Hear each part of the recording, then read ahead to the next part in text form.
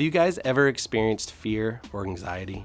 These are common emotions that most people experience. But the good news is God can help us to overcome them. Right now in my life, I am personally experiencing some fear and anxiety. My family, we're about to have our 5th child that honestly we weren't really planning on, and it's just brought a lot of stress into our home, financial worries, and just practically where to put kids. And my wife is just too old to be pregnant. Just kidding. Kinda. In Philippians 4, it says, "Don't worry about anything. Instead, pray about everything. Tell God what you need and thank Him for all He has done.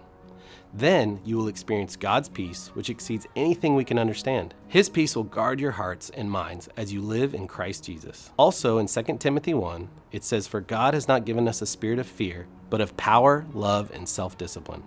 What do these verses tell us about how to overcome fear and anxiety? In every bad situation, pray.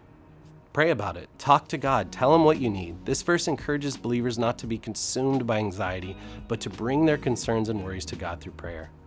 It tells us the importance of presenting our requests to God with an attitude of thanksgiving, acknowledging His faithfulness and goodness. The verse promises that if we approach God with our worries and concerns, His peace, which surpasses human understanding, will guard our hearts and minds. In other words, God's peace will provide a sense of calm and assurance in the midst of fear and anxiety. This verse encourages us to seek comfort and peace through prayer and trust in God's faithfulness, knowing that He cares for us and will provide a peace that surpasses all understanding.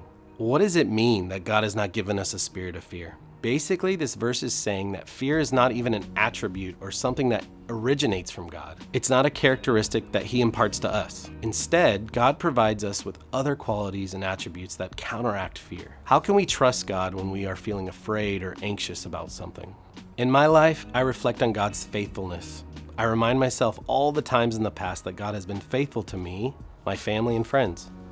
So this encourages me that He will continue to do that in the present and in the future. Another way to trust God is to surrender control, recognizing that I am not in control, and to give my fears to God, trusting that He is sovereign. Doing this isn't always easy, it doesn't come easy, but actively seeking Him and meditating on His word and leaning on His faithfulness, your faith and trust grows.